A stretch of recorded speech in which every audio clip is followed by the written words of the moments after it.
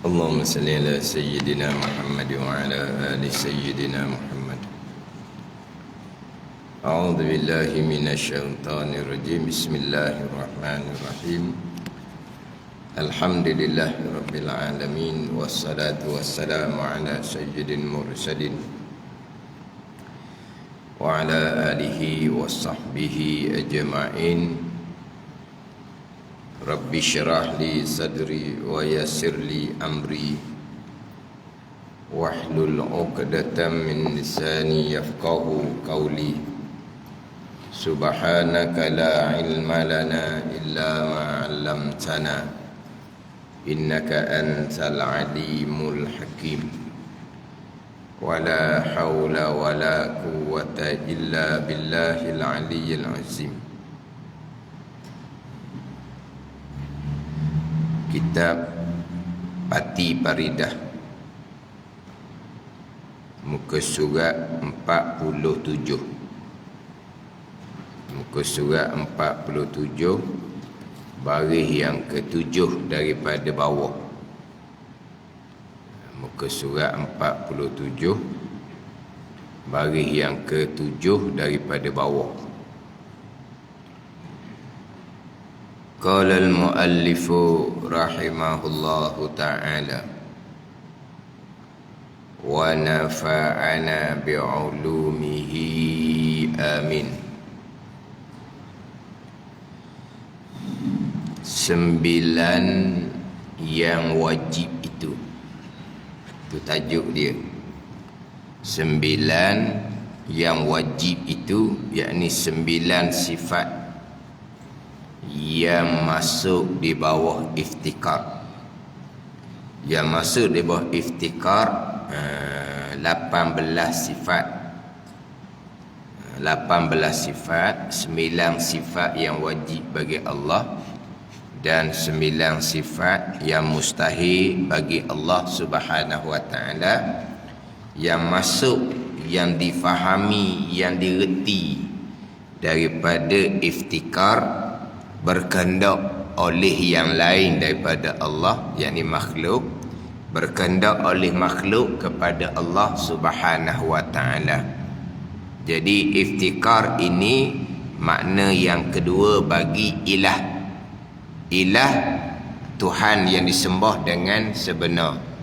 Ilah al-ma'budu bihaqqin, itu ilah yang disembah dengan sebenar, yang bersifat dengan istighna, yang bersifat dengan iftikar. Jadi sekarang pergi kepada iftikar, berkehendak oleh yang lain daripada Allah, yakni makhluk, kepada Allah Subhanahu wa taala. Yang masuk di bawah iftikar, yang difahami, yang direti daripada iftikar, 18 akidah. 18 akidah tu 9 sifat yang wajib bagi Allah dan 9 sifat yang mustahil bagi Allah. Sekarang ni nak pergi kepada 9 yang wajib itu. 9 sifat yang masuk di bawah iftikar, daripada sifat yang wajib bagi Allah Subhanahu wa ta'ala. Istighna, terkaya Allah, lepas Allah daripada segala-gala. Istighna, terkaya, lepas Allah daripada yang lain daripada Allah Subhanahu wa ta'ala, itu istighna. Iftikar, berkehendak oleh yang lain daripada Allah kepada Allah Subhanahu wa ta'ala. Jadi istighna terdahulu, masuk di bawah istighna 11 sifat yang wajib, 11 sifat yang mustahil, 1 sifat yang harus. Jadi 23 yang masuk di bawah istighna. Kemudian masuk di bawah iftikar 18. 23 campur 18, 41 yang masuk di bawah asyhadu an la ilaha illallah, syahadah yang pertama. Wa asyhadu anna Muhammadar Rasulullah, syahadah yang kedua. masuk di bawah syahadah yang kedua 9 sifat, 4 sifat yang wajib bagi Rasul, 4 sifat yang mustahil bagi Rasul, 1 sifat yang harus bagi Rasul.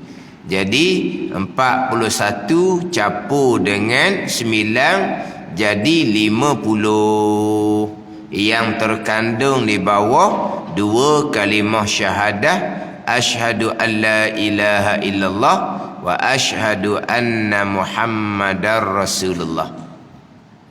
Jadi sekarang ni nak pergi kepada hak iftikar. Sifat yang kedua daripada makna la ilaha illallah. Sifat yang pertama istighna, sifat yang kedua daripada makna la ilaha illallah iftikar, berkehendak oleh yang lain, berkehendak oleh yang lain daripada Allah Subhanahu wa taala, berkehendak kepada Allah Subhanahu wa taala. 9 yang wajib yang masuk di bawah iftikar. Pertama hayah, kedua qudrah, 3 iradah, 4 ilmu, 5 kaunuhu hayyan, 6 kaunuhu qadiran, 7 kaunuhu muridan, 8 kaunuhu aliman. Kita lakah dan 9 wahdaniyah.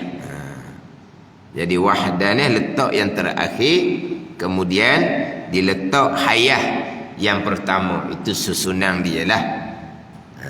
Tapi macam sebut mengelepaslah, pembicaraan bukan kata iftikar, bahkan istighna iftikar sendiri.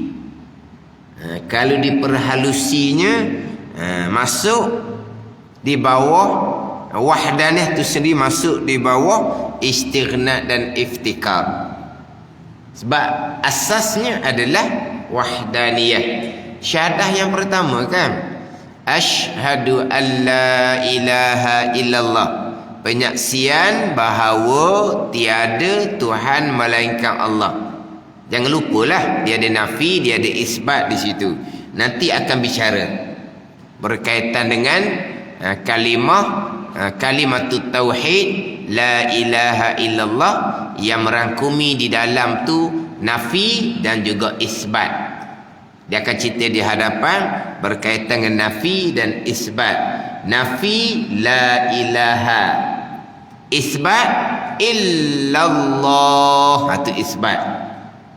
Nafi la ilaha, tiada Tuhan yang disembah dengan sebenar. Isbat ni netak.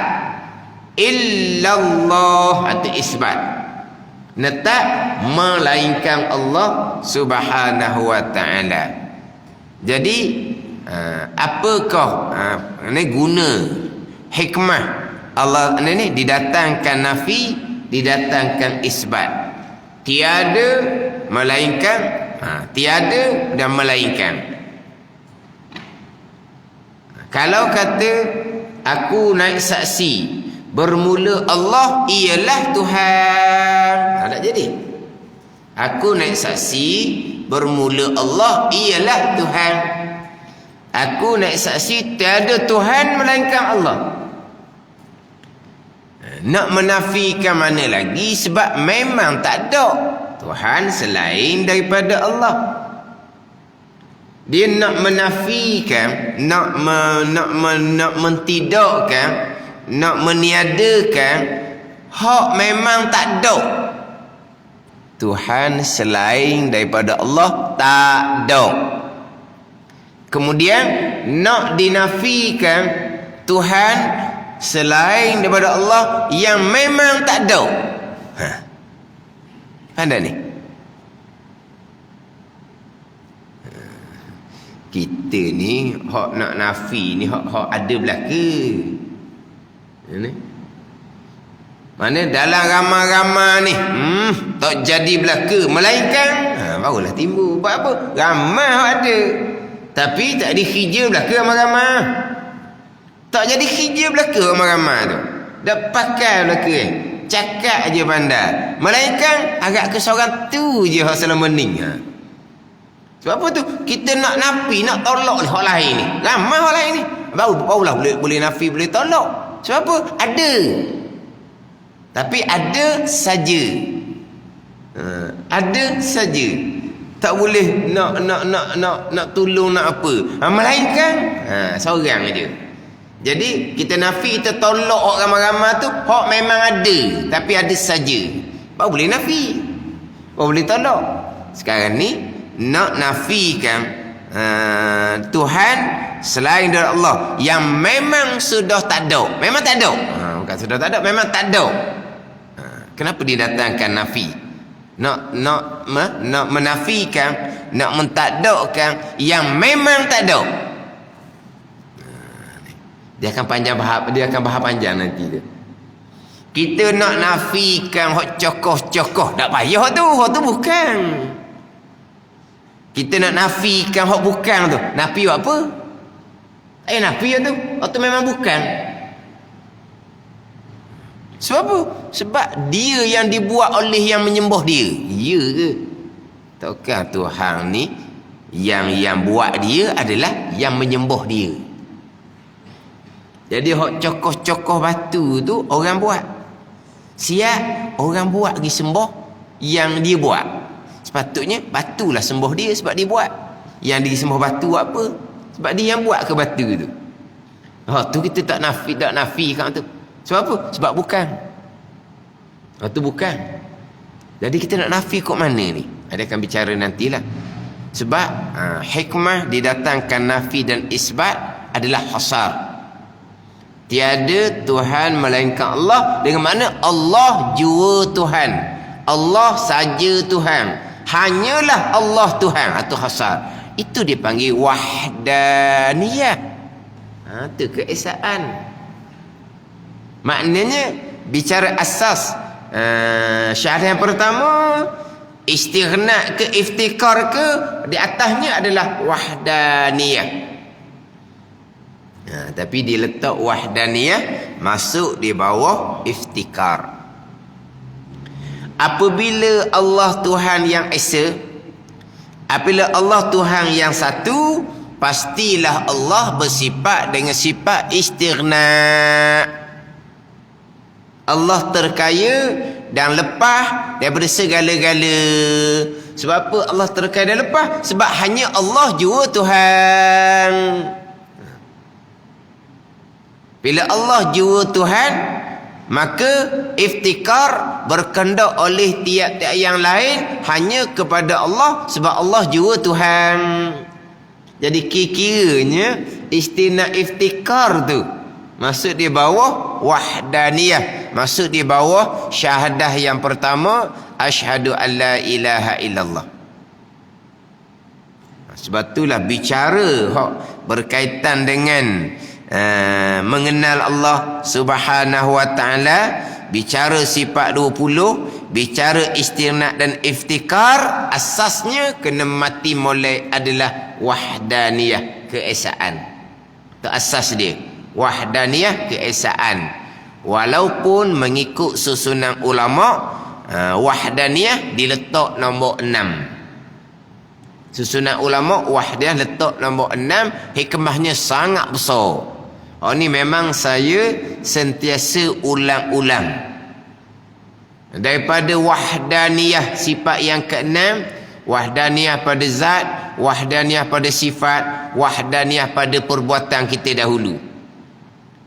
Wahdaniyah pada perbuatan keluar dua makna. Perbuatan Allah tidak bersekutu dengan perbuatan makhluk. Makna kedua, tiada satu perbuatan pun yang mengadakan melainkan perbuatan Allah. Dahulu. Mana apa ni? Kesemua yang berlaku hanyalah perbuatan Allah dengan keesaan. Bukan kata tidak ada satu perbuatan yang berlaku yang bukan perbuatan Allah. Bahkan tidak ada perbuatan Allah yang bersekutu dengan perbuatan yang lain. Perbuatan yang lain suku sakat yang mengadakan, tak ada sama sekali bahkan perbuatan Allah sendiri bersekutu dengan perbuatan yang lain pun tak ada. Yang perbuat hanya Allah. Itu keesaan pada perbuatan. Yang perbuat hanya Allah yang perbuat. Allah mana yang perbuat? Pergi pada sifat yang ketujuh, sifat kudrah. Allah yang bersifat kudrah lah yang perbuat segala-gala perkara. Allah perbuat segala-gala perkara. Allah perbuat begitu je. Allah perbuat sebagaimana yang Allah kehendak pada azal. Sifat yang ke-8, sifat iradah Allah subhanahu wa ta'ala. Allah kehendak ni sebagaimana Allah ketahui ilmu. Jadi ilmu Allah mengetahui segala-gala kepada azal. Iradah Allah, kehendak Allah pun menghendaki segala-gala perkara pada azal. Sebab apa? Sebab iradah dengan ilmu ni berlaziman. Iradah tanzih qadim, ilmu pun tanzih qadim. Ilmu mengetahui pada azal, tanzih qadim. Iradah menentukan pada azal, tanzih qadim. Kalau ada ketentuan Allah, ketentuan yang baharu, berarti ada pengetahuan Allah, pengetahuan yang baharu, yang sebelum tu Allah telah jahil, mustahil sama sekali. Jadi Allah mengetahui segala-gala kepada azal. Allah menentukan segala-gala kepada azal. Apabila ketentuan Allah selaras dengan ilmu Allah, mustahil sama sekali ketentuan Allah berubah. Kalau ketentuan Allah berubah, lucu sifat ilmu Allah subhanahu wa ta'ala. Hak ketentuan yang tergantung, ketentuan yang berubah, itu bukan bicara azali. Itu bukan bicara rukun iman yang ke-6. Hak qada dan qadar, ketentuan azali dan perbuatan Allah. Bukan bicara rukun iman yang ke-6. Itu bicara catatan luh mahfuz yang baharu, bukan azali. Itu bicara lain tu. Dan kitab Fatih Faridah kita tidak membicarakan hak berkaitan dengan catatan luh mahfuz. Cuma dia disebutlah berkaitan dengan luh mahfuz di antara makhluk Allah yang tidak dibinasakan ketika tiup sangkakala yang pertama. Dia katakan hanya sebut begitu saja luh mahfuz, setakat itu saja. Tidak dibicarakan berkaitan dengan catatan luh mahfuz yang baharu. Yang kita bicara adalah hak rukun iman yang ke-6, qada azali, yang mana Allah telah mengqadakkan segala-gala. Tidak ada yang tergantung. Allah yang mengqadak segala-gala muwafaqah dengan ilmu, mustahil berubah sama sekali. Yang tergantung, yang berubah hanyalah catatan luh mahfuz. Yang tergantung berubah di catatan luh mahfuz, mana yang berlaku, itulah hak azali. Ini. Sini pun kadang-kadang payah dah nak betul molek. Payah nak betul molek. Hak berkaitan dengan iradah Allah dan ilmu Allah subhanahu wa ta'ala. Jangan bagai-bagai timbul fahaman. Orang yang kehadapan lah. Orang yang belajar lama tapi bukan belajar kitab lah. Dia banyak ngaji Quran, dia ngajar Quran. Kitab-kitab ni tak berapa. Kemudian baru nak belajar. Kalau gini macam mana Ustaz? Sama ada Allah nak panjangkan umur ataupun Allah tidak panjangkan umur. Allah nak tengok dulu sampai masa dia hubung silaturahim ataupun tidak. Kalau dihubung silaturahim baik dengan orang, kalau mati pun orang akan Allah mati dah orang baik contohnya, maka Allah akan tambahkan umur dia. Kalau sampai masa dianya tidak hubung silaturahim, bukan banyak balah dengan orang, berkelahi dengan orang, umur ada tu pun cukup dah, nak tambah buat apa laginya. Allah pun matikan sebagaimana kehendak Allah, Allah tak tambah. Jadi Allah nak tengok dulu macam mana dia ni. Kalau hubung silaturahim, Allah nak tambah umur. Kalau tidak hubung silaturahim, Allah tak mau tambah.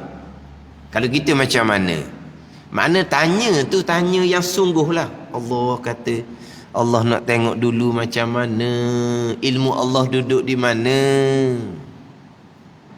ilmu Allah duduk di mana. Macam kita lah, macam mana ni budak ni, tengok dulu, jangan cepat sangat. Nak cepat nak buat keputusan, tengok dulu budak tu macam mana perjalanan dia, baru kita kira semula.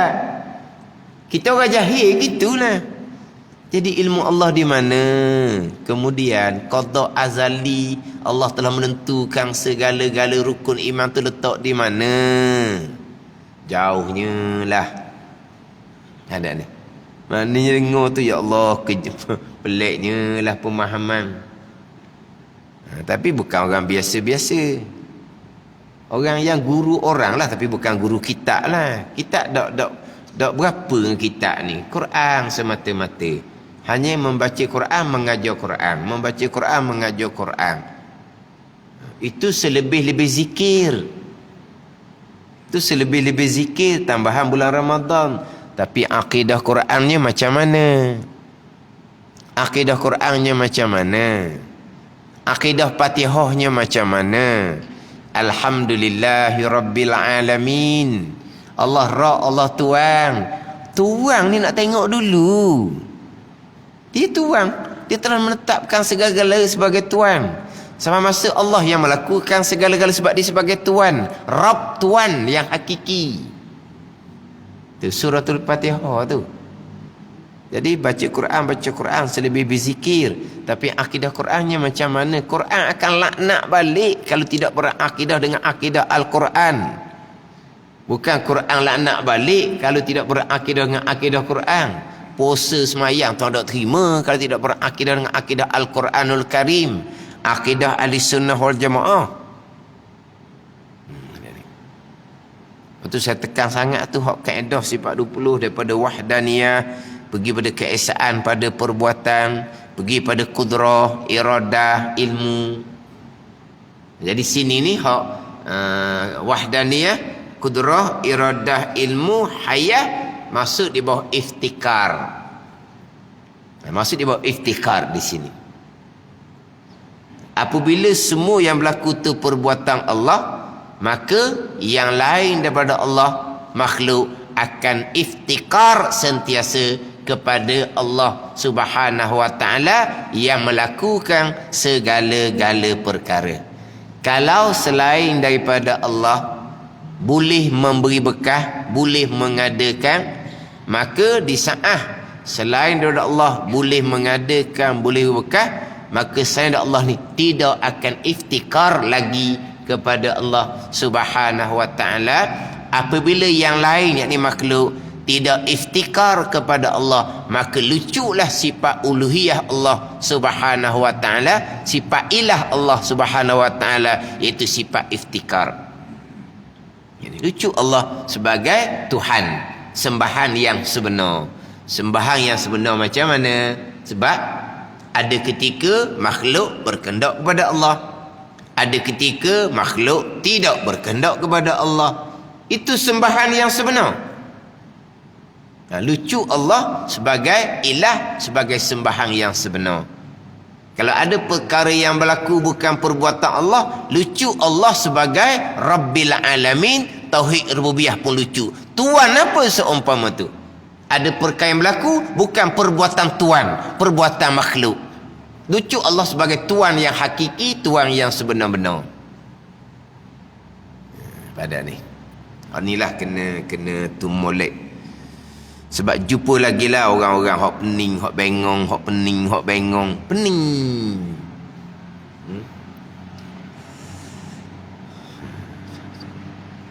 Dia sekelamin tu belajar, ni pengajaran. Belajar kemudian. Jadi akhirnya isteri tak ambuh. Suami dia ajak pun dia tak ambuh. Padahal tak ada urusan apa pun. Ada duduk sekelamin, anak cucu tak ada. Duduk jauh-jauh belaka, duduk sekelamin. Jadi sekelamin ni masjid 5 waktu. Tetap ahli masjid lah 5 waktu. Belajar mula-mula nak mari belajar, kemudian tak ambuh. Tak ambuh ni jadi suami dia tanya molek lah. Tak boleh nak terima kata dia. Kau nak terima? Dah Tuhan belaka. Semua perbuatan Allah. Lepas tu selama ni yang kita duk buat tu, duk mana perbuatan kita? Kita buat jadi, kita buat berlaku, kita buat jadi. Tiba-tiba tak ada perbuatan kita. Hak Tuhan belaka. Kau tak kodar belaka. Tak boleh nak terima tu. Tambah belajar. Yang suami ni pun, dia pun payah juga nak terima. Tapi itu pegangan. Kena tuah lah kat mana-mana pun. Kena bertaubat. Kena buang pegangan hak sesat tau. Tambah apa ni tambah. Tambah serabut itu tambah. Pening kepala jadinya. Payah. Satu hal dah. Pening kepala payah. Yang kedua pula, habis amal ibadah kita tuan dah terima dahulu. Dah terima lah pula. Dah akidah salah, amal ibadah tuan dah terima. Lepas tu lama kena kita buat amal berasa sedap. Tu tipu dari syaitan. Orang lagi tak puas hati dengar tipu dari syaitan. Tambah lah. Lepas tu, ayah haji tu cerita. Tambah. Tak apalah dia kata. Dia belajar kodok dia je. Tapi dia sedar kok. Dia sedar kok mana? Saya macam mana ustaz? Salah tak saya? Sebab saya tak ajar akidah pada isteri saya. Salah kata. Berkahwin lama mana dah? Bercucu bercicik dah. Mana kalau kita kata kok, kalau tengok pada umur tu, maknanya laki bining tu 5-60 tahun dah buang kalinya. Kalau hak tu lah hak pasangan daripada muda lah. Kalau nikah pula kemudian suami yang kedua ke atau tak tahulah. Kalau kata-kata kalau pasangan tu dia ni hak daripada muda, maknanya 5-60 tahun lah jadi isteri. 5-60 tahun jadi isteri, suami tak ajar akidah pada isteri. Alah, kata bertanggungjawab. Dah saya nak macam mana? Nak ajar saya tak pandai. Nak ajak belajar dia tak ambuh dah. Pening kepala, kita orang tua payah belajar gitu. Payah nak terima. Payah nak terima satu dah buat pegangan. Dia tak boleh nak terima, kata amat ibadah Tuhan tak terima kalau akidah salah. Sama ni dah dia. Biasa lah. Orang ada duit kan. Mekah, Madinah. Wah amat ibadah Mekah ni macam ya dah rasanya. Syurga dah rasanya. Tiba-tiba Tuhan tak terima. Macam mana kita rasa masa pergi Mekah? Ni bulan Ramadan pula ni. Wah ibadah rasa macam rapat dengan Tuhan. Akidah salah Tuhan tak terima. Jadi hak kata Tuhan tak terima tu, dia tak ada nak terima. Ini bukan orang-orang kampung ni, hak kerja nak getah bukan ni. Orang hak pecing belaka ni. Tapi setara mana dia punya sekolah dulu, pakak wallahu alam lah. Tapi orang pecing lah, bukan orang kerja kampung, bukan. Tak nak terima. Tapi macam mana saya bertaubah dengan Allah Subhanahu wa ta'ala? Itulah bertaubah dengan Allah. Nasihat ajar setakat-setakat tu lah. Orang tua payah. Kadang tu je lah. Lepas tu bertaubah dengan Allah. Memang cuai lah tu. Cuai. Mana kita sebagai suami bila 5-60 tahun, mana jadi isteri kita dah ajar akidah. Lepas tu isteri itu sendiri dia berkewajipan atas diri dia lah. Tapi tak ambuh. Maknanya tapi sebelum dia putus asa tu lah, bukan kata sekali dua, maknanya boleh tahan jugalah. Tak boleh ada nak teruk. Bukan makna dia tidak usaha kondong-kondongnya. Tapi tak nak teruk. Yang pertama, sekalian qada-qadar. Semua perbuatan Allah. Hakikinya kita tak ada sebarang perbuatan walaupun sezarah. Jadi yang kita duk berlaku selama ni perbuatan Allah. Jadi yang kita duk jadi selama ni perbuatan Allah. Tak nak terima. Perbuatan kita lah. Kita yang buat siang malam. Tak nak terima.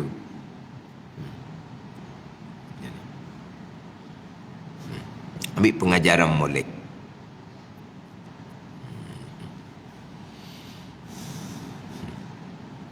Beratlah kita sebagai suami, kita sebagai ayah pula, masya-Allah tersungkurlah kita. Tapi bertaubah kepada Allah, bertaubah dengan Allah Subhanahu wa taala.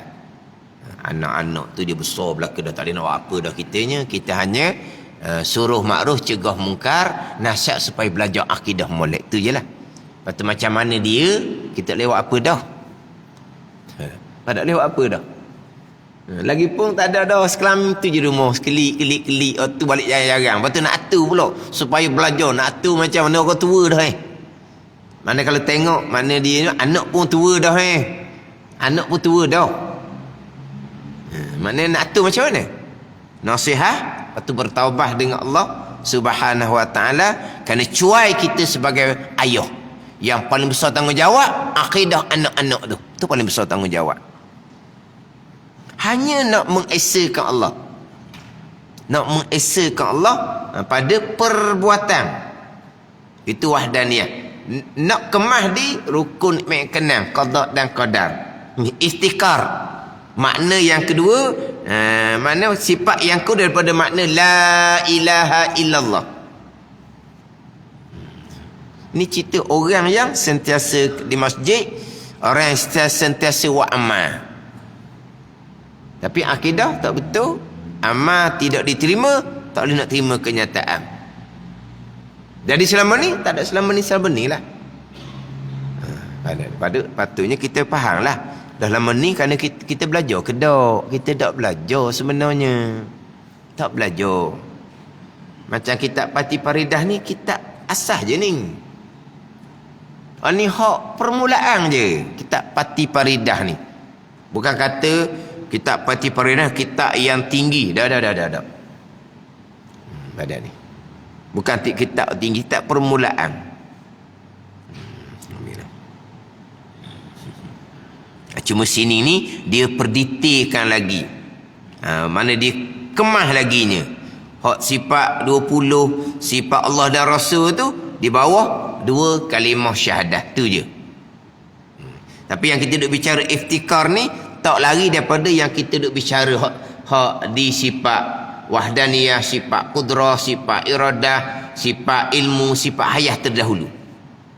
Tak lari daripada hak pembicaraan tu. Cuma sekarang ni dia perjelaskan lagi.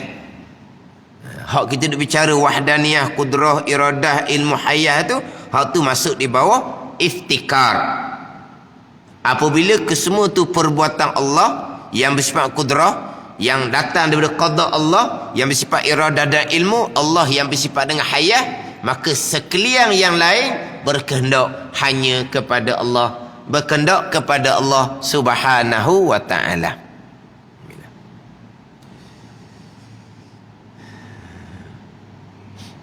Tapi kalau lepas takut tu je, sikit je. Dan lepas takut tu insya-Allah lah, hanya faham, pegang, tu saja. Hak terdahulu salah, bertaubat dengan Allah Subhanahu wa taala. Amal ibadah tidak diterima, tetapi kita sudah bertaubat, dosa sudah tidak ada. Kok hadapan kita perbanyakkan amal, ada bekal lah. Hak pegangan salah tu kita bertaubat dah kan. Allah Maha Pengampun kan. Licin tak ada dah waktunya. Tak ada dah waktu. Lepas tu kita dalam bertaubat sebesar-besar pahala. Dalam berpegang kita sebenar sebesar-besar pahala. Belajar pula sebesar-besar pahala. Semayang puasa sebesar-besar pahala. Dosa akidah tak ada dah. Hak ada dosanya, dosa mata, dosa telinga. Hak tu jaga molek lah tunya.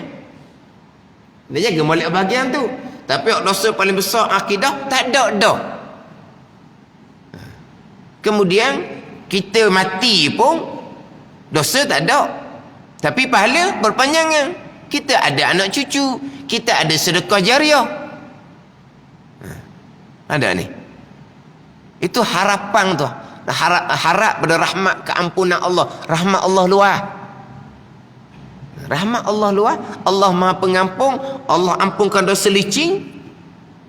Kita hadap lah. Kita hadap. Dia tak ada dah. Dia bukan macam kesalahan dunia. Kita telah dihukum, tapi nama kita tetap buruk.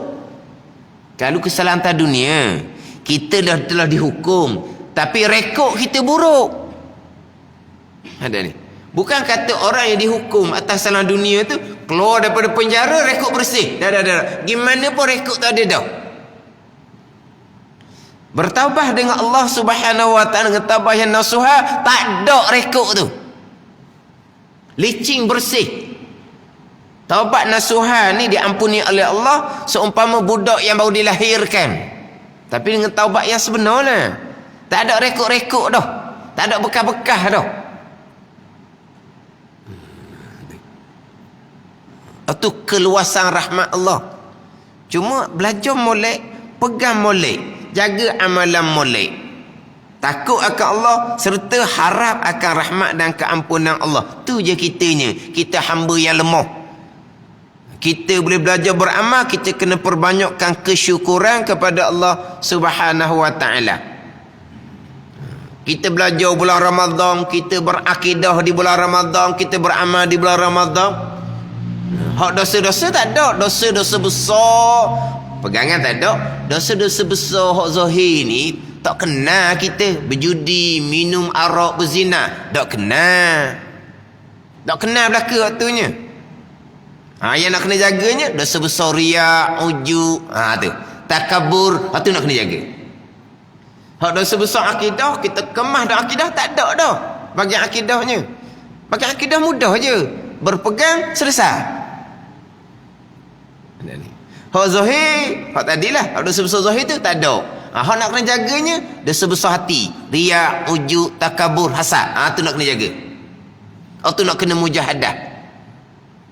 Hak akidah atau molek lengkap ke-6 rukun iman, kemah qada dan qadar tak ada. Yang kita nak kena kiranya nak mengkuatkan iman dan akidah. Tu mari daripada amal ibadah wajib sunat, wajib sunat. Bukan kita nak kuat iman akidah dengan ngaji sifat 20, bukan. Nak kuat iman akidah amal wajib sunat yang diterima oleh Allah Subhanahu wa ta'ala. Hak amal kita ni pula bukan amal kita je. Tak, kita ada anak cucu, kita ada sedekah jariah, pahala tu. Ke kita ingat anak cucu sedekah jariah tu pahala kita lepas kita mati? Tak sekarang. Cuma bila kita mati tak putus, faham tak? Kita mati tak putus. Dengan bahawa sekarang ni kita boleh pahala dah. Amal wajib sunat hak anak cucu kita.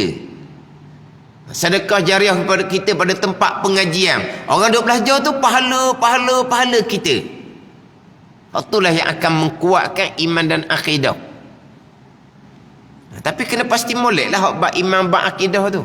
Hak mudah saja, simple saja. Faham, pegang, tak usah duk korek lah. Dah selama ni aku buat jadi, zahirnya gitulah. Selama ni aku berpegang, aku seribu bekas, bertaubah dengan Allah Subhanahu wa taala, sudahlah.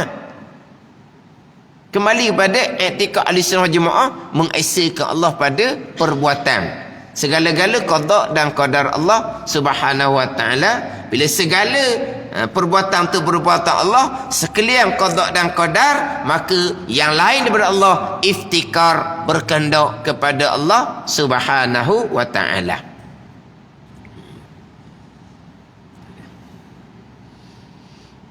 Jadi kita di wahdanah, tapi tak apalah hak kita ni dimulai dengan yang pertama hayah, yang kedua kudrah, yang ketiga iradah, yang keempat ilmu. Ni susunan dia. Sebab kudrah, iradah, ilmu ni tanpa sifat hayah tak ada lah pada ni. Jadi sifat hayah ni menjadi syarat seolah-olah. Seolah-olah bukan syarat sungguh. Kalau syarat sungguh dia kena dahulu pada ni, masyruk kena kemudian. Kita nak semayang, syaratnya mengangkat hadas kecil, berwuduk. Mana dulu syarat dengan masyruk? Wuduk dengan semayang mana dulu? Memang wuduk dahulu, barulah pergi kepada sembahyang.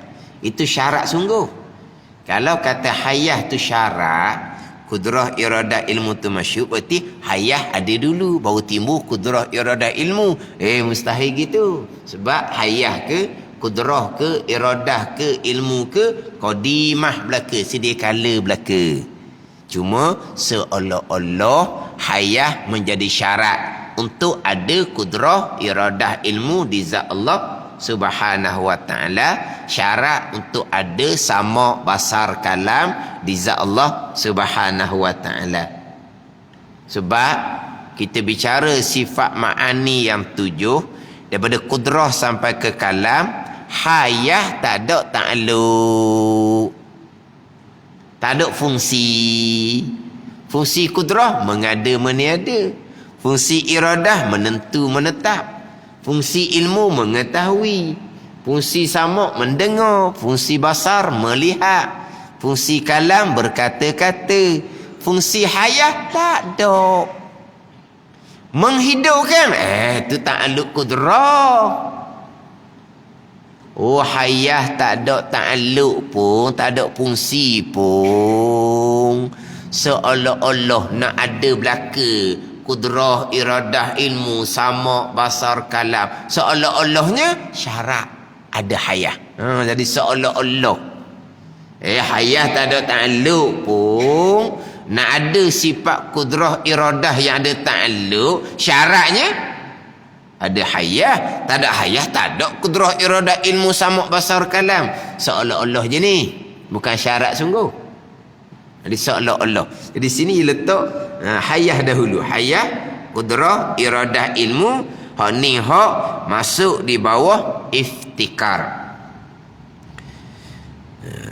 Kelima, kaunuhu hayyan. 6, kaunuhu qadiran. 7, kaunuhu muridan. 8, kaunuhu aliman. 8, kaunuhu aliman.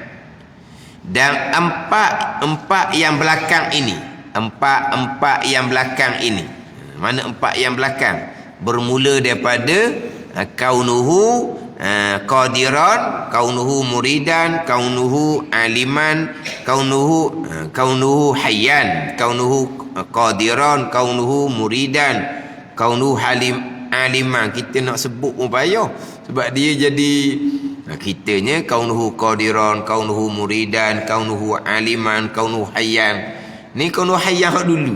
Hak yang kelima kaunuhu hayyan, yang keenam kaunuhu qadiran, yang ketujuh kaunuhu muridan, yang ke-8 kaunuhu aliman. Yang ke-9 dia tak sebut lagi. Hak wahdaniyah di bawah tu dia berhenti sekejap.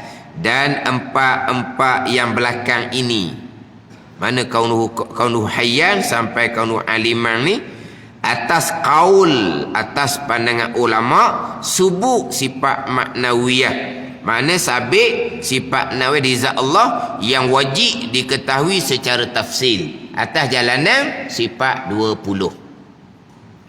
Atas jalanan sifat 13, kaunuhu hayyan, kaunuhu qadiran, kaunuhu muridan, kaunuhu aliman, subuk juga sifat Allah juga. Tetapi hanya mengetahui dan berpegang secara ijmal sudah cukup. Kaunuhu ni sifat Allah, atas jalanan sifat 20 ke, atas jalanan sifat 13 ke, sifat Allah belaka. Dua-dua pandangan ni, cuma bezanya atas jalanan sifat 20, kaunuhu maknawiyah yang 7 tu wajib atas mukallaf mengetahui dan berpegang secara tafsil, sebagaimana wajib atas mukallaf mengetahui dan berpegang secara tafsil daripada wujud sampai kepada kalam. Hak jalanan sifat 13, wujud sampai ke kalam je wajib mengetahui secara tafsil. Kaunuhu yang 7 ni, hak tu mengetahui dan berpegang secara ijmal sudah memada. Jadi 13 je lah. Hak ni atas jalanan sifat 20. Jadi masuk dengan kaunuhu ni. Kaunuhu hayyan, kaunuhu qadiran, kaunuhu muridan, kaunuhu aliman. Hak empat-empat ni atas kaul, atas pandangan, subuk sifat ahwal, sabit sifat kaunuhu di zat Allah Ta'ala yang wajib atas mukallaf mengetahui dan berpegang secara tafsil. Dan 9, wahdaniyah. Tu. Dia letak yang ke-9.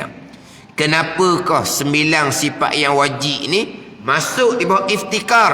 Kerana kalau tak ada satu daripada 9 ini, tak ada satu di sembilan ini, nescaya tak ada makhluk. Kalau Allah tidak bersifat dengan sifat hayah, qudrah, iradah, ilmu, tak ada lah makhluk. Kalau Allah tidak bersifat dengan sifat wahdaniyah, tiba-tiba Tuhan ni ada dua tiga, tak ada juga makhluk. Sebab apa? Nak ada makhluk macam mana? Tuhan satu, Tuhan A kata gini, Tuhan B kata gini, tak ada makhluk, dibalas sama dia je.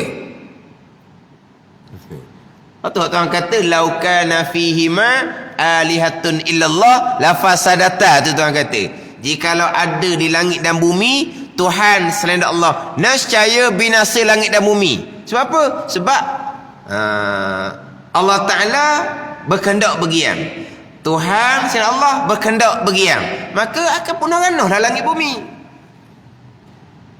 Tu kalau kita letak dua Tuhan yang ada tu berkelahi, macam mana kalau letak dua Tuhan tu pakat molek, bekerjasama molek? Oh, Tuhan apa pakat?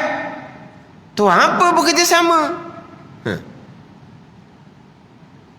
Satu benda kecil, dua Tuhan kena buat. Oh, bukan Tuhan gitu. Dah tak sah bekerjasama lah. Bagi kerja. Allah buat kerja langit, Tuhan selain Allah buat kerja di bumi. Jadi bila Allah buat kerja langit, bumi bukan hak Allah. Hak Tuhan selain Allah buat kerja bumi, langit bukan hak dia. Bukan Tuhan gitu kalau bukan milik dia belaka.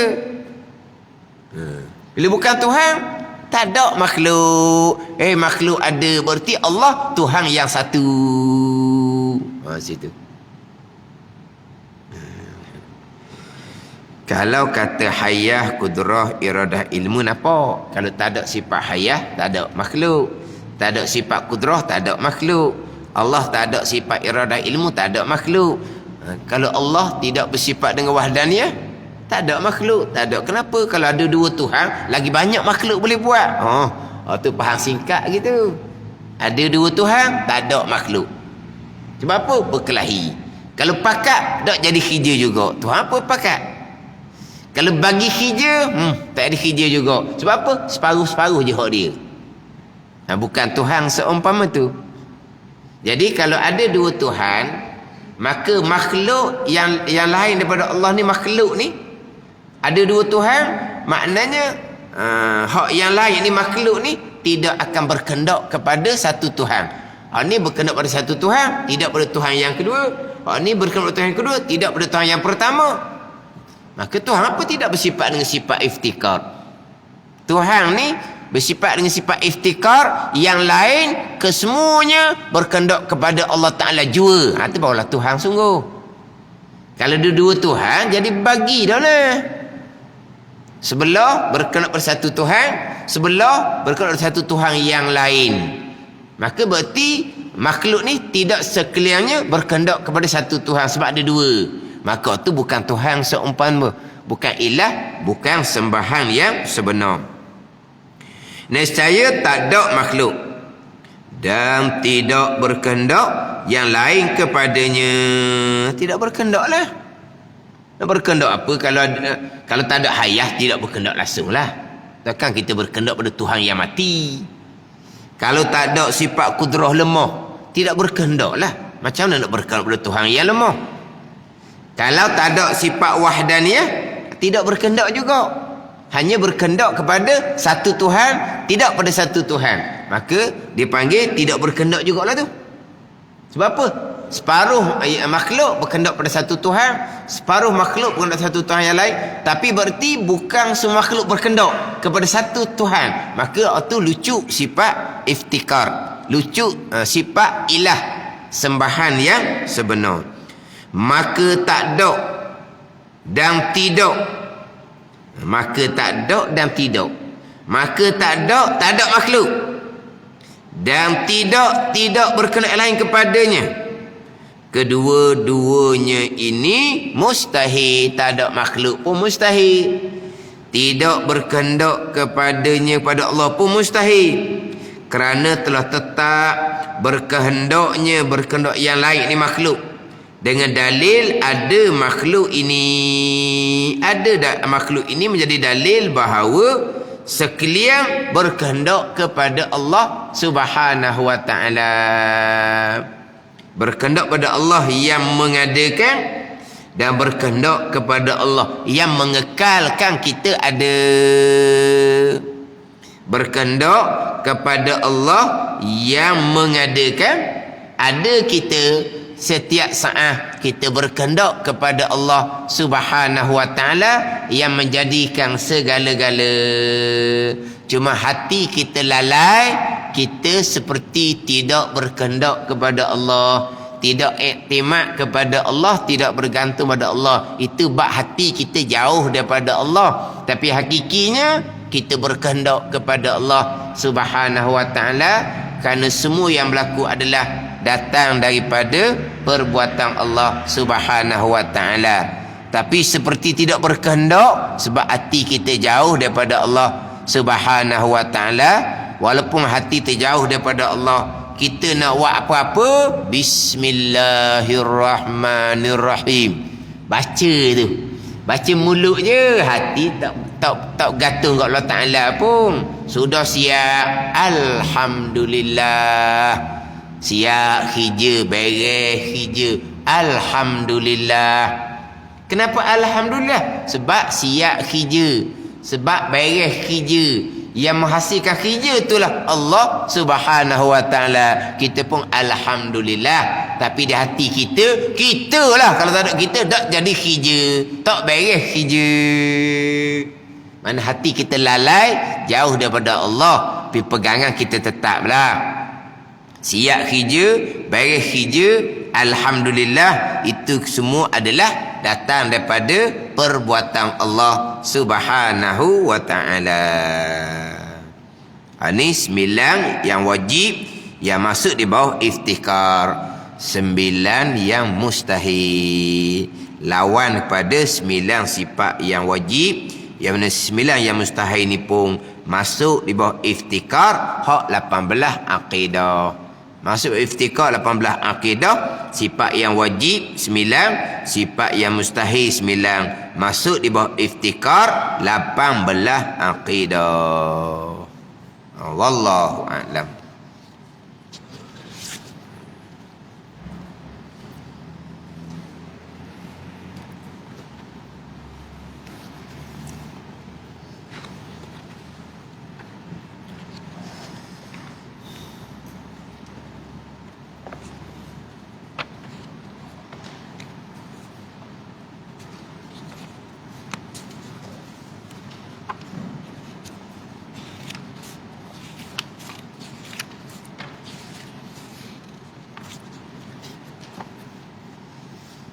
Ini kitab Hidayatus Salikin.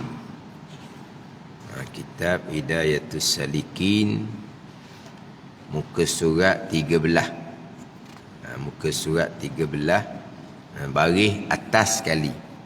Kalau hak nipis lah. Kalau hak tebal, muka surat 28. Hak tebal, muka surat 28.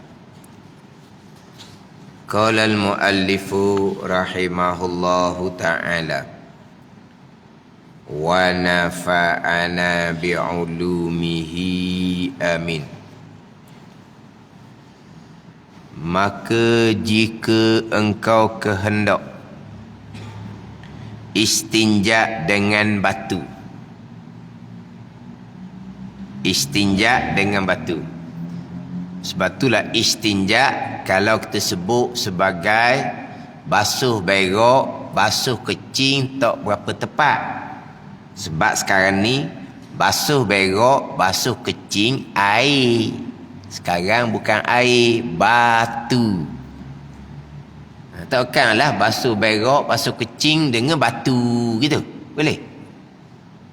Kita kan istinja biasa kita terjemah dengan basuh berak, basuh kecing. Sekarang ni, dan jika engkau kehendak istinja dengan batu, dengan makna engkau kehendak basuh berak, basuh kecing dengan batu. Tak kena awal-awal lah. Sebab itulah istinja ni sama ada basuh berok kecil dengan air ataupun sapu dengan umpama batu. Itu istinja. Jadi istinja ni tak terjemah lah. Sebut istinja kita faham sama ada menggunakan air ataupun menggunakan batu. Sama ada menggunakan air ataupun menggunakan batu. Kita bicara dah minggu lepas, tanya hak berkaitan dengan sekolah ajar macam mana. Ada orang komen dalam FB dia kata sekolah ajar, dia kata sekolah ajar. Istinja dengan batu dia tu sekolah ajar. Tapi jadi tak tahulah dah ingat ke macam mana. Memang kalau dulu-dulu jumpalah orang hanya memahami bahawa istinja dengan batu ataupun tisu lah kita kata hanya apabila ketiadaan air. Walhal istinja dengan batu ni bukan macam tayamum dengan debu tanah. Tayamum dengan debu tanah di antara kerananya adalah ketiadaan air. Ataupun air ada tetapi tidak boleh menggunakan air kerana jadi mudarat. Adapun istinja dengan batu ni walaupun air banyak sekalipun, walaupun kita boleh guna air tak ada apa sakit pun, kita segar mega, air ada, kemudian kita pula segar mega, bukan kata ada penyakit oleh kena air, sekalipun diharuskan kita istinja dengan batu. Tayamum salah satu kerana tiada air. Yang kedua, ada air tapi sakit. Istinja dengan batu ni tak kata syarat ketiadaan air ataupun syarat kerana sakit, tidak. Walaupun air banyak sekalipun, walaupun kita tak ada sakit apa sekalipun, dia haruskan istinja dengan batu. Ini adalah syariat khususiah kepada ummah Nabi sallallahu alaihi wasallam.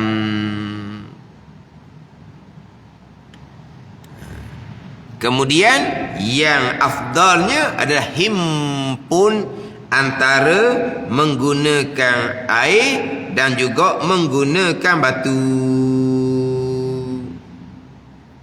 Itu yang paling afdal. Barulah yang kedua menggunakan air, yang ketiga menggunakan batu saja dalam keadaan airnya banyak. Air tak ada, wajib istinja dengan batu. Tak ada harus lah. Ini harus istinja dengan batu jikalau air banyak sekalipun. Kalau air tak ada, jadi wajib istinja dengan batu.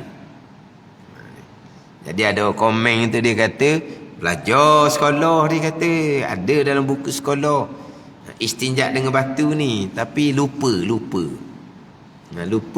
bahawa hukum ada istinja dengan batu. Syariah Nabi sallallahu alaihi wasallam, Nabi memerintah sahabat istinja dengan batu, dan Nabi sallallahu alaihi wasallam sendiri pernah istinja dengan batu. Tiba-tiba kata tak ada, jadi mana tak reti sangatlah kitanya. Tak reti sangat. Tapi kata sekolah ada aja, tak ingat berkali. Sebab apa? Sebab mata pelajaran agama di sekolah pun bukan teras sangat tau. Ke macam mana? Sebab ada orang komen dalam FB, minggu lepasnya dia kata ada di sekolah. Ada tau. Ke masa cikgu mengajar agama kita keluar pergi ambil bahagian senaman. Kan mata pelajaran agama boleh tukar tau. Boleh tukar dengan lukisan. Itu Allahu'alam lah. Ini syariat Nabi SAW ni. Cuma antara menggunakan air sahaja ataupun menggunakan batu sahaja, afdal menggunakan air sahaja. Melainkan kalau kita rasa tidak selesa. Bukan tidak selesa dengan hukum Allah, bukan rasa tidak kenal dengan hukum Allah. Cuma Allah kalau istinja, kita tak sebut batu lah, sebut tisu.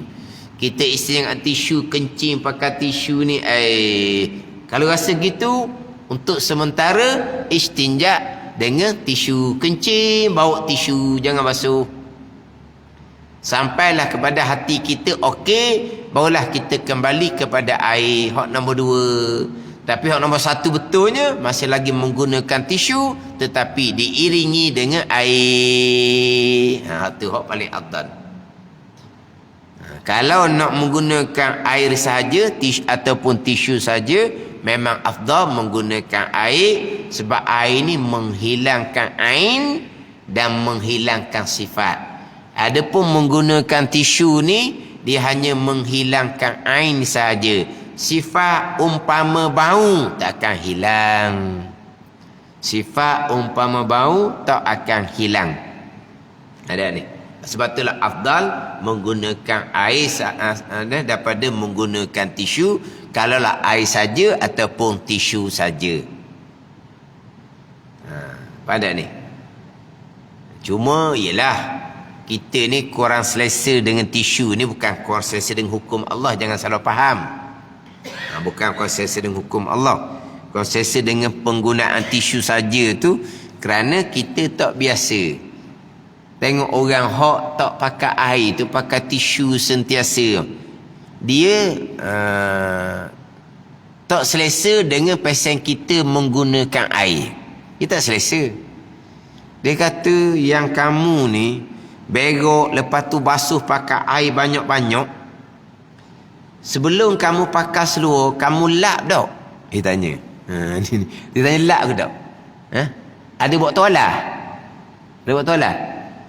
Selepas kita berok, kita pun basuh berok, kita nak pakai seluar ni, nak pakai seluar dalam, nak pakai seluar panjang, kita lap tak? Nak lap macam toalah tak ada, sapu tangan ada kan? Sapu tangan tu nak buat lap muka, takkan nak buat lap punggung pula. Tengok, tak lap, basuh. Basuh lah. Lepas tu kamu boleh ke pakai seluar dalam dalam keadaan basuh? Kalau saya rimah, dia kata. Hak dia hak tak biasa pakai air. Dia gitu pula. Dia tak biasa pakai air, dia hanya pakai tisu. Ni bukan orang Islam kita lah. Maknanya dia rasa geli. Dia rasa tak boleh kalau pesen kita berok basuh pakai air sebab memang tidak lap, dia kata. Lepas tu pakai seluar basuh. Dak ni apa? Dak lekik ke apa weh? Dak lekik ke? Dak sedar dak perasan kok. Dah gitu semua kan. Ke tunggu kering dulu baru pakai seluar dalam. Mana kita pakai bersekali dengan basuh. Mereka yang hanya menggunakan tisu ni, dia kata tu dia geli. Gitu pula. Lepas tu satu laginya, memang kalau menggunakan air ni terkadang agak sukar untuk jaga kebersihan tandas. Tandas akan bersih kalau tidak menggunakan air. Kalau tu pergi tandas-tandas tempat-tempat standard yang tidak ada air, memang bersih sangat-sangat. Dia ada pewangi tu ada, memang tidak ada air, hanya pakai tisu, memang tandas tu bersih. Di tandas ni kotor kerana air beladung. Kenapa? Air beladung ada. Kerana air beladung. Kerana air beladung itulah yang menyebabkan tandas jadi kotor. Ada ni. Ke macam mana? Tandas hok kering ke tandas hok basah hok bersih? Tandas hok kering baru bersih.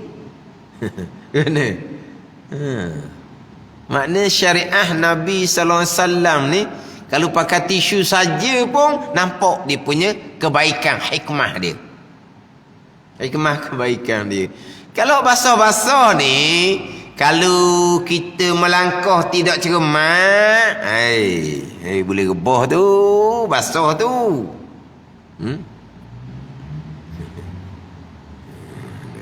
Boleh rebah tu.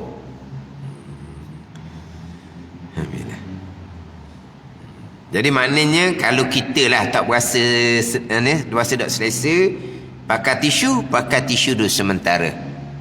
Kemudian barulah kembali pakai air. Ni kalau nak istinja dengan tisu.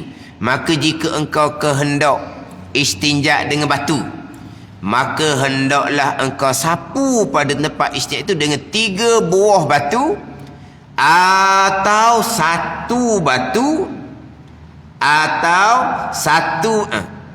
satu batu yang 1 batu tetapi ada baginya 3 penjuru. Ingat tu hak kita baiki minggu lepas tu. Hak nipis itu hanya hak nipis. Maka hendaklah engkau sapu pada tempat istinja itu dengan 3 buah batu atau 1 batu. Setakat tu je, kena tambah tu. Dengan 3 buah batu atau 1 batu kena tambah. Tetapi ada baginya bagi 1 batu 3 penjuru dengan bahawa batu tu besar.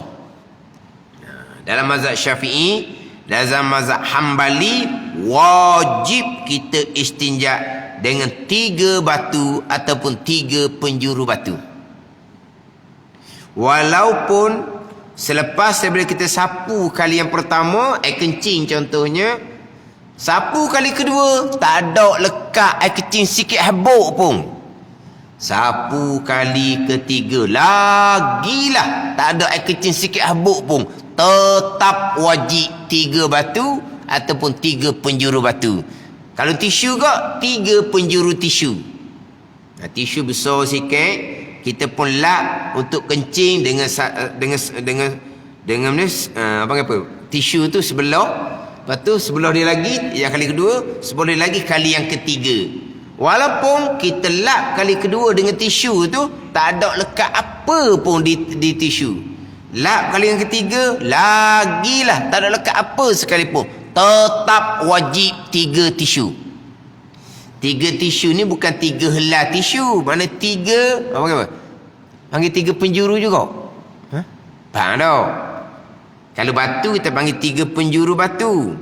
Kalau tisu panggil 3 penjuru tisu. Boleh tak? 3 penjuru tisu. Tempat lain-lain. Mana kalau tisu tu tebal, kita lap, kita boleh pusing. Kalau air kencing tu tidak sampai ke belakang, kita lap pula sebelah belakang yang air kencing tak sampai kat dia tu. Tu yang kedua dah. Kalau tisu tu luas lagi, lap kali 3 di tempat yang lain. Tepi tak apa. Jangan di tempat yang sama di tisu tu. Wajib dengan 3 batu ataupun 3 penjuru batu. Ini hak mazhab Syafi'i kita. Ada pun mazhab Hanafi, Maliki, dia hanya setakat ada ain najis. Kalau ain najis habis dah, tak wajib 3 batu, hanya sunat saja 3 batu. Itu mazhab Hanafi dengan mazhab Maliki. Maka jikalau tiada suci dengan 3 kali itu, dengan 3 batu tak suci, dengan 3 penjuru batu tak suci. Apa makna tiada suci di sini? Tiada suci di sini dengan bahawa masih lagi ada ain najis. Tidak suci dengan bahawa masih lagi ada ain najis, masih lagi ada ain tahi. Dia tak sama bicara suci dengan batu, bicara suci dengan air. Bicara suci dengan air, hilang sifat, baru panggil suci.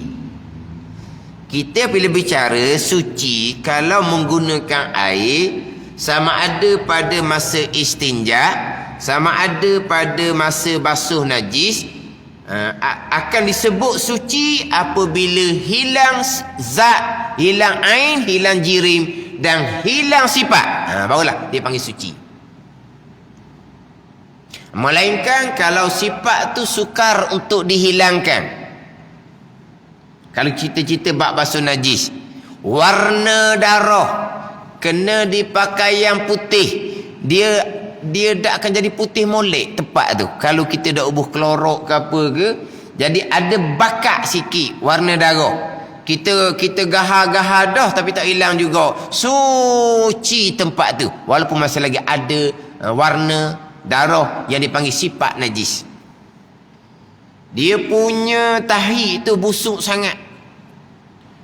Makna kita basuh ni, kita hidu tangan kita tu bau lagi. Ni hak saya biasa sebut ni, tapi orang sebut mungkin lain. Tai ayam munir ke munah ke? Kenal tak? Tai ayam munir ke munah? Hak tai ayam hak lain sikit tu, lain sikit. Dia bukan tai ayam hak tokoh-tokoh tu, tai ayam hak warna kuning tu tau. Kita tak ada ni tak ayam munah, tak ayam munir dah. Panggil benda? Panggil tak ayam munir ke tak ayam munah? Munah. Bukan munir. Munir nama orang. Munir nama orang tau. Busung tu. Busung. Dia tak sama dengan hak biasa tu kali. Makna kita basuh-basuh tangan kita dah hilang. Biasa di antara yang agak sukar untuk hilang sifat bau adalah air kencing kucing. Tu dia payah nak hilang bau, sifat-sifat najis. Mana kita gahar 3 kali masih lagi ada bau, hukum suci. Gitu je. Hukum suci. Kalau ada tinggal sifat najis umpama warna yang sukar dihilangkan ataupun umpama bau najis yang sukar untuk dihilangkan, kita gahar dah 3 kali tapi masih lagi tak hilang, maka suci. Cuma nak sebutnya apabila istinja dengan air, basuh najis memanglah dengan air. Suci, hilang ain dan hilang sifat. Adapun kita bicara istinja dengan batu ni, suci dengan bau, hilang dia punya ain dia dan bau hok kodo-kodo yang boleh dihilangkan dengan batu. Bukan sepenuhnya bang, sekodo saja. Ada ni. Bukan suci sebagaimana menggunakan air tu lain. Ada ni. Maka jikalau tiada suci dengan 3 kali itu, 3 kali batu ni tak hilang habis dia punya ain, engkau lebihi akan dia 5 kali atau 7 kali hingga suci. Ni ayat kitab. Maka jikalau tiada suci 3 kali itu, mana 3 batu ataupun 3 penjuru batu, engkau lebihi akan dia akan 3 batu tu 5 kali atau 7 kali hingga suci. Dia 5 kali 7 kali ni tak syarat. Dia begini, kalau 3 kali masih lagi ada sedikit ain ataupun sifat yang boleh dihilangkan dengan tisu, dengan batu, masih lagi ada, wajib kita kena tambah. Kita bertambah kali yang keempat. Kali yang keempat licin dah, suci dah. Kali keempat tu beres dah. Maka selesai dah kewajipan istinja dengan batu. Tapi 4. Sunat tambah 1 biar jadi ganjil 5. Gitu. Tak syarat 5, tak syarat 7. Bila 3 tidak suci, tambah. Siapa ke kali yang keempat suci. Kali yang keempat ni suci. Selesai dah kewajipan. Tapi 4 genap. Disunatkan tambah 1 lagi biar jadi 5. Itulah. Kalau 4 belum suci lagi, wajib tambah kali yang kelima. Kali kelima suci dah, jadilah, cukuplah. Cakap tu je lah. Kali kelima ada lagi, tambah 1 lagi jadi kali ke-6. Kali ke-6 barulah habis. Sunat tambah 1 lagi biar jadi 7 supaya jadi ganjil. Gitu je. Dia tak syarat 5 ataupun 7. Dia hanya hingga suci. Kali keempat ataupun kali yang ke-6. Tapi kalau suci kali keempat, disunatkan tambah biar jadi ganjil, biar jadi kali yang ke-5. Cuma dalam kitab ni dia pendek lah. Dia pendek bicara. Sebab dia banyak syarat-syarat hak nak istinja dengan batu ni. banyak dia punya syarat. Yang kita gunakan alat tadilah alat batu tisu. Perkara yang kasar yang boleh menghilangkan air najis. Ada ni. Kena benda yang kasar yang boleh menghilangkan air najis. Kemudian najis yang keluar tu pula tidak berlomoran. Taklah kata dia tu jadi sakit perut. Jadi najis dia tu agak luah, berlomoran daripada tempat keluar. Maka sudah tidak boleh istinja dengan tisu, wajib menggunakan air. Dia gitu. Ataupun dia lambat istinja dengan batu, menyebabkan najis yang keluar tu sudah menjadi kering. Maka sudah tidak boleh istinja dengan batu, wajib menggunakan air. Dia ada syarat-syarat dia jugalah. Kemudian tempat najis tu jangan terkena umpama air. Contohlah kita qada hajah dalam tandas. Bila tahi tu jatuh, jadi air tandas tu mengerci. Kena di tempat keluar tadi tu air tandas. Maknanya sudah bercampur dengan air yang lain. Wajib menggunakan air, tak boleh menggunakan tisu dah. Dia gitu. Ada ni. Dia nak menggunakan tisu ni, mana tempat tu tidak bercampur dengan benda yang lain. Dan batu tisu yang kita gunakan syaratnya kering. Jangan bercampur dengan air. Syaratnya kering, jangan bercampur dengan air. Barulah boleh menggunakan tisu. Syaratnya batu tisu kering, tidak boleh campur dengan air. Kalau dicampur dengan air, maka tidak memada hak istinja tisu, melainkan wajib diteruskan dengan menggunakan air. Ada ni. Jadi hak bab tisu menggunakan air ni, dicelup air. Kalau dia menggunakan air, celup air, menggunakan tisu, tetapi dengan air yang banyak, sudah panggil istinja dengan air, bukan istinja dengan tisu, boleh je. Ada ni. Kita menggunakan tisu, kita menggunakan kain yang betul-betul ada air. Bukan hanya lembab. Lembab tidak memada. Kalau kita menggunakan tisu yang lembab, tidak suci dengan tisu tu, walaupun hilang sifat sekalipun, wajib kita iringi dengan air. Kalau tisu tu lembab atau kain tu lembab. Kalau tisu tu ada air yang bertitik, sudah dipanggil membasuh najis dengan air, bukan lagi dipanggil istinja dengan tisu, bukan. Boleh, tak ada apa-apa. Tapi menggunakan air sungguh. Ada ni. Hak ni bicara air betul ni. Bukan tisu basah yang ada ada obat yang mematikan kuman. Ni. Hak di hospital. Hak ni kalau kita kira kok mana? Kok istinja guna air. Itu bukan air mutlak, tidak memada.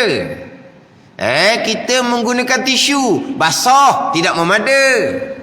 Faham tak?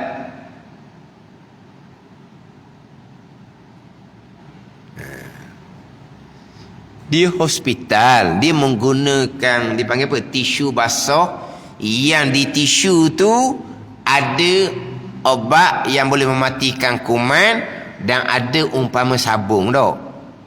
Wallahu alam lah dia punya kandungan. Tapi yang pasti bukan air mutlak. Untuk istinja menggunakan air mutlak sahaja. Tapi kita menggunakan tisu kering. Faham tak ni? Maka istinja dengan air pun tak betul, istinja dengan tisu pun tak betul. Hak saya sebut tadi dia menggunakan tisu dengan air mutlak yang dicelup. Di tisu tu ada air, sudah dihukumkan membasuh, bukan lagi menggunakan tisu. Kalau tisu tu hanya lembap sahaja, tidak ada air, tidak menepati istinja dengan air sebab tak ada titik air. Dan tidak menepati istinja dengan tisu sebab tisu tu bukan tisu yang kering. Ada. Kalau nak menggunakan tisu, celup dalam air biar betul-betul ada air. Tu. Maknanya kita istinja dengan air, bukan kita istinja dengan tisu. Tak ada apa tu. Sekarang ni kita pergi pada air. Kita pergi kepada air. Istinja dengan air sama dengan kita membasuh najis dengan air. Kita boleh basuh najis menggunakan air yang kita celup, tisu yang kita celup dengan air. Basuh najis sama, istinja dengan air menggunakan tisu pun sama. Maknanya dicelup tisu dalam air, di tisu tu ada titik air. Dia pun gahar atas tempat najis ataupun hak istinja samalah. Dia gahar dengan air. Ada titik air di tisu. Ada ni. Air tu berubah dengan najis, dengan sifat najis. Maka air tu dihukumkan najis. Maka lap balik tempat tu. Pakai tisu lain pula, lap biar dia kering. Tapi tempat tu masih lagi najis. Kita pun ambil tisu yang bersih yang lain pula, kita celup dalam air. Di tisu tu syarat ada air, jangan lembab, syarat ada air. Kita pun datang kembali ke tempat najis tadi tu, hak sudah kering kerana kita lap daripada hak air yang berubah dengan najis tu. Kita pun datang tu, hilang dah sifat najis, air yang ada dalam tisu tidak berubah, tempat tu hukum suci. Lepas daripada tu sunat meniga. Sunat meniga selepas daripada suci. Sama istinja, sama basuh najis, tidak ada wajib meniga. Yang wajib meniga istinja dengan batu, wajib meniga. Kena faham molek. Istinja dengan batu wajib meniga. Istinja dengan air, basuh najis dengan air, tidak ada wajib meniga. Istinja dengan air, basuh najis dengan air, syarat hilang sifat wajib kita istinja dengan air, wajib kita basuh najis dengan air, hingga hilang sifat buat sekali ke, buat dua kali ke, buat tiga kali, tak kira. Janji hilang sifat, maka selesailah kewajipan istinja dengan air dan basuh najis dengan air. Lepas selesai kewajipan, sama ada sekali air, sama ada dua kali air, sama ada tiga kali air, walaupun tiga kali air sekalipun, yang ketiga barulah hilang sifat, baru selesai basuh najis yang wajib kali yang pertama. Lepas itu sunat meniga, baru ada meniga. Tapi istinja dengan air, basuh najis dengan air, tidak ada wajib meniga. Yang wajib tiga adalah istinja dengan batu. Istinja dengan batu bolehlah wajib tiga batu ataupun tiga penjuru batu. Ini kadang-kadang basuh najis wajib 3 kali, tidak ada. Ada ni, tidak ada. Basuh najis hingga hilang sifat. Bila hilang sifat, sama ada sekali air, sama ada 2 kali air, dia baru bilang sekali. Hak kewajipan. Kita datangkan 3 kali air.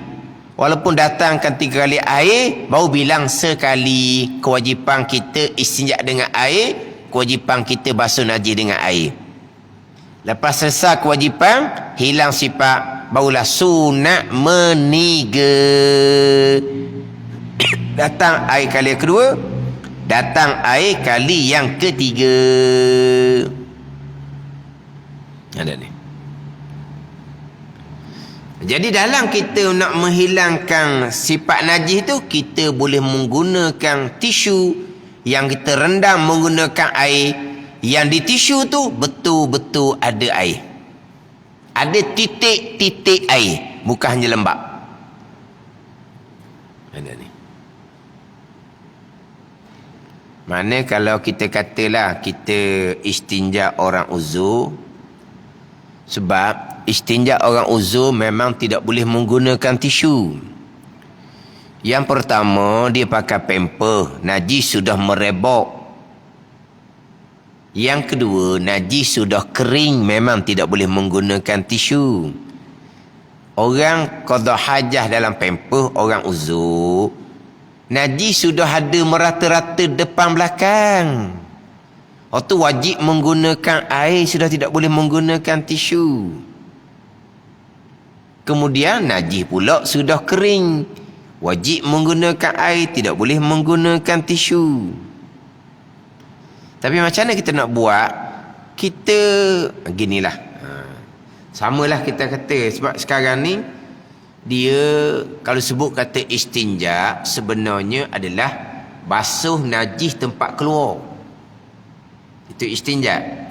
Tapi kalau najis tu sapah ke merebok dah, dia tak panggil istinja dah. Dia panggil basuh najis. Dia istinja ni basuh najis yang keluar daripada dua jalan tu. Najis yang berada di tempat tu. Kalau najis tu sudah tidak berada di tempat keluar, tak panggil istinja dah. Kalau contohnya budak kecil yang talata, kita panggil istinja ke tak? Tak panggil istinja, panggil basuh najis. Kau panggil istinja lagi. Buat apa tu makcik? Istinja. Istinja lata. Istinja lata lah, kecil budak Oh, dah panggil istinja. Lepas tu panggil basuh najis. Bila najis sudah berpindah tempat, bukan di tempat keluar, tak panggil istinja, dia panggil basuh najis. Ada ni. Jadi kalau lah hak jenis orang uzur nak pakai paper ni, kita kena pandai lah. Kita boleh menggunakan tisu lembab ke ataupun kain lembab ke yang tidak ada titik air, kita buat sampai hilang sifat najis. Lepas tu kok barulah kita datangkan tisu yang ada air ataupun kain yang basah yang ada air. Hak itulah yang menyucikan najis hukmi, yang di tempat tu sudah tidak ada sifat najis. Dia tempat tu najis aini.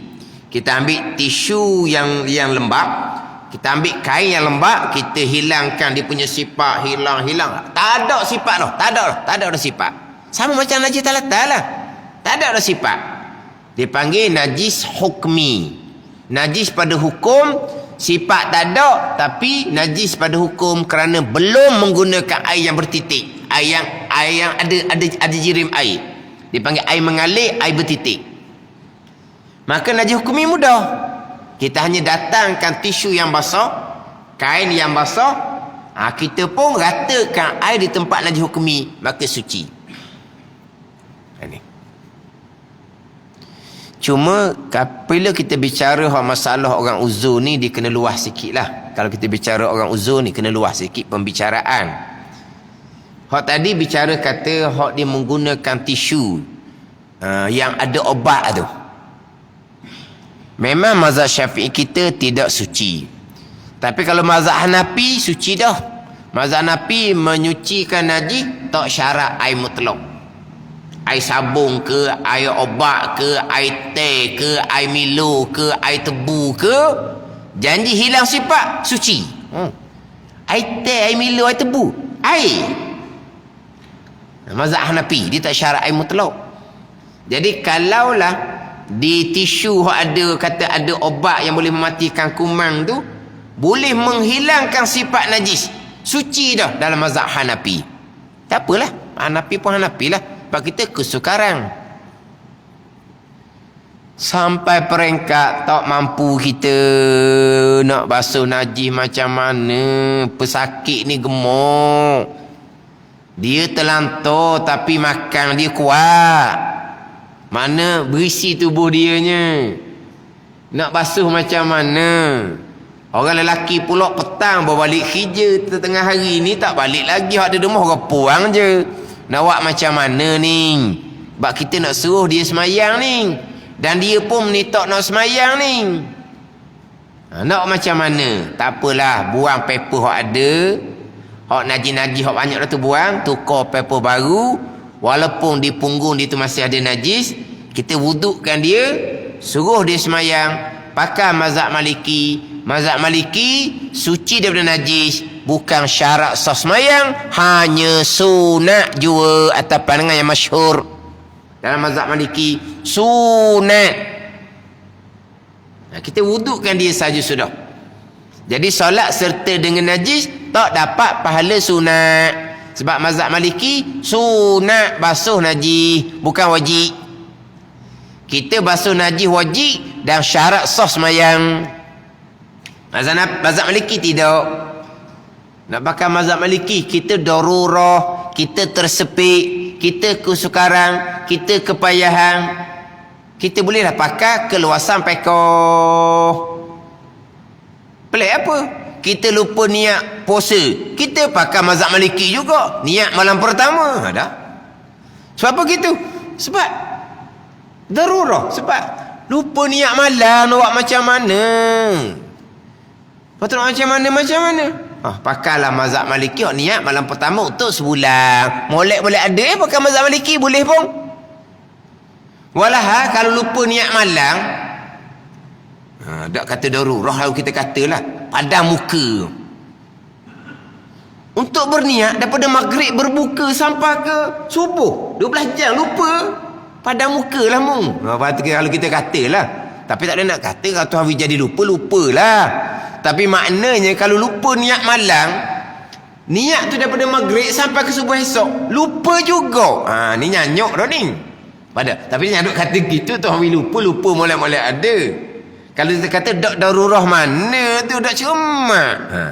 Tapi kalau bak najis nak suruh orang uzur ni semayang, tu memang darurah sangat-sangat. Sama telah kita pakailah mazhab Maliki. Kalau kita pakai hot tisu, hot ada obat, ada semua tu, itu mazhab Hanafi. Gitu je lah. Ada ni. Tak apalah tu. Dalam keadaan kita darurah. Tapi kalau menggunakan tisu, memang kena kering molek-molek tisu. Tak boleh nak capur dengan air ataupun dengan yang lain. Dan jangan engkau istinja dengan tangan kananmu, melainkan dengan tangan kiri. Wallahu a'lam. Bismillahirrahmanirrahim.